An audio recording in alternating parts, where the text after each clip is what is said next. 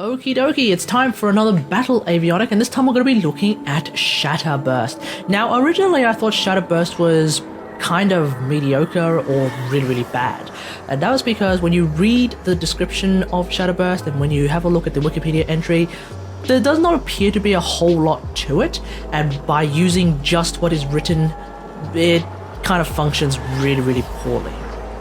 But it turns out that with an extra step, it is entirely possible to actually make this ability hilariously powerful in a very interesting way. So let's get into it. Shatter Burst is a second slot Battle Avionic that requires 50 flux energy to use. Quote, creates a barrage of 7 explosions per second over 20 seconds, dealing 500 damage in 60 meters or a 60 meter radius.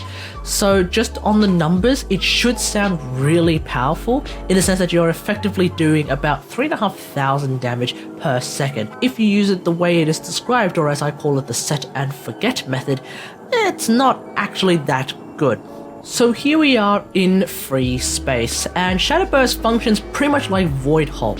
You shoot out a projectile, you detonate it, and that's basically it.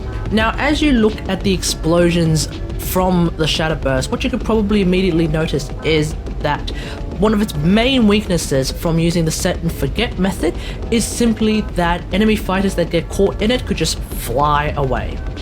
And when they fly away, they typically don't fly back into the Shatter Burst, so once they fly away, that Shatter Burst is completely and utterly useless.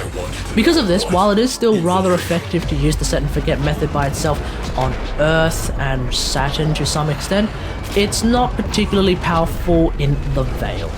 What you will need instead is some form of crowd control, for example the almighty Void Hole, or even just Itzel with its Cosmic Crush and Cosmic Crush Augment, or potentially using something like Amesha with the slow ability that Amesha has. What appears to therefore be the solution for making Shatter Burst really powerful is to actually shoot the fighters that are stuck in Shatter Burst. Now, I'm not 100% sure if this is the case using a Shatter Burst that is not coupled with Void Hole, because I was again not able to really make full use of Shatter Burst by itself when enemy fighters just fly the hell away.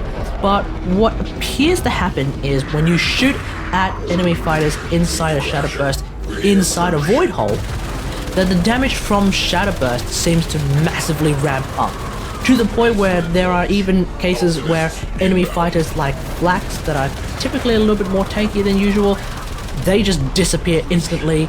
And then we have other fighters that just blow up instantly, fighters from nearby that get blown up instantly from Shatter Burst. That appears to be what is happening. It also seems like using a fast firing weapon like a Karkanox or a Photor is a lot more effective at achieving this particular effect, as opposed to, say, your APOC, which is slower, or your Cryophin, which is hella slow. Not sure about the Pulsar, haven't bothered using it. I don't particularly like pulse rifles.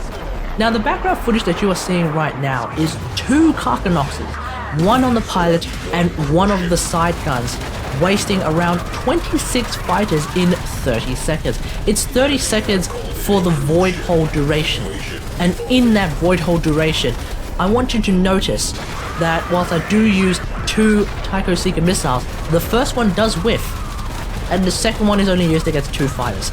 So I guess you could say that 2 Karkanoxes were capable of wasting 24 fighters in half a minute, which is not something that Karkanoxes can do by themselves.